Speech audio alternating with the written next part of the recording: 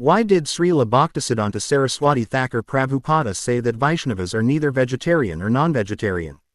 Srila Bhaktisiddhanta Saraswati Thakur Prabhupada made the striking statement that Vaishnavas are neither vegetarian nor non-vegetarian, to convey a deeper philosophical point, that spiritual life transcends bodily designations, including dietary labels like vegetarian or non-vegetarian.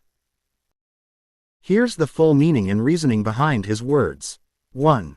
Beyond material dualities. In Krishna consciousness, the fundamental teaching is that the soul, jīva, is not the body.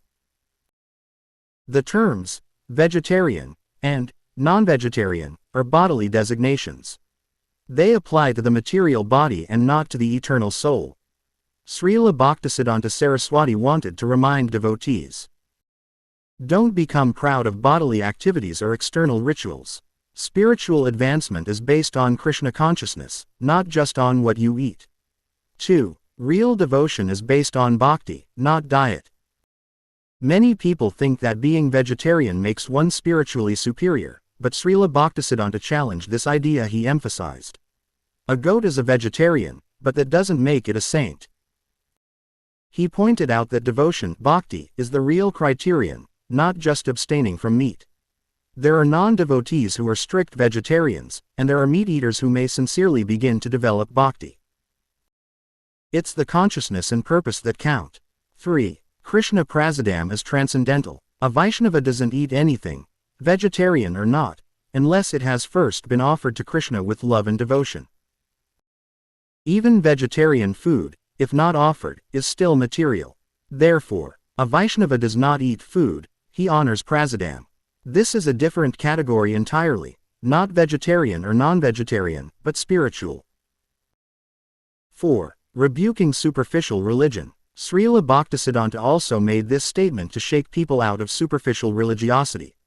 In Bengal and other places, many caste-conscious or ritual-focused groups emphasized vegetarianism but were engaged in hypocrisy or lacked genuine bhakti. He criticized that, claiming superiority based on diet, caste, or ritual, while lacking true surrender to Krishna, is a sham. Srila Bhaktisiddhanta Saraswati Thakur said Vaishnavas are neither vegetarian nor non-vegetarian to emphasize that Vaishnavas transcend bodily identifications. Bhakti is not dependent on dietary labels. Honoring Krishna prasadam is beyond material classification. External rituals without inner devotion are meaningless. Here are a couple of direct quotes from Srila Bhaktisiddhanta Saraswati Thakur that illuminate his unique perspective.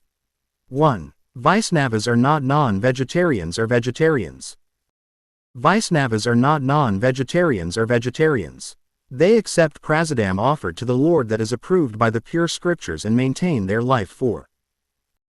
This succinct statement reveals that for a true devotee, dietary labels like vegetarian or non-vegetarian don't apply. Only Krishna prasadam, food offered to Krishna in devotion, matters. 2. Transcending bodily identification. In another message he emphasizes that a Vaishnava's identity transcends birth, caste, and worldly habits. Even if a devotee is born among so-called dog-eaters, that doesn't define them spiritually. What does this mean? Focus on offering to Krishna. A true Vaishnava eats prasadam, foods that have been offered to Krishna, not merely vegetarian or non-vegetarian fare.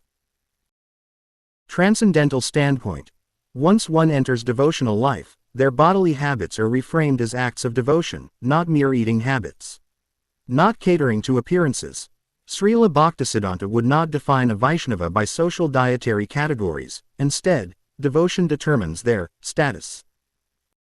In summary, Srila Bhaktisiddhanta Saraswati Thakur's declaration that Vaishnavas are neither vegetarian nor non-vegetarian points to this deeper truth. A devotee's food is transcendental prasadam, not material fodder. Classifying devotees by bodily labels misses the point of bhakti, the heart's orientation toward Krishna, not flesh or vegetable. Join the conversation. If you like this video, please like, comment, and subscribe to Cultural Controversies. Your engagement helps us create more content that sparks meaningful discussions and debates. Hare Krishna.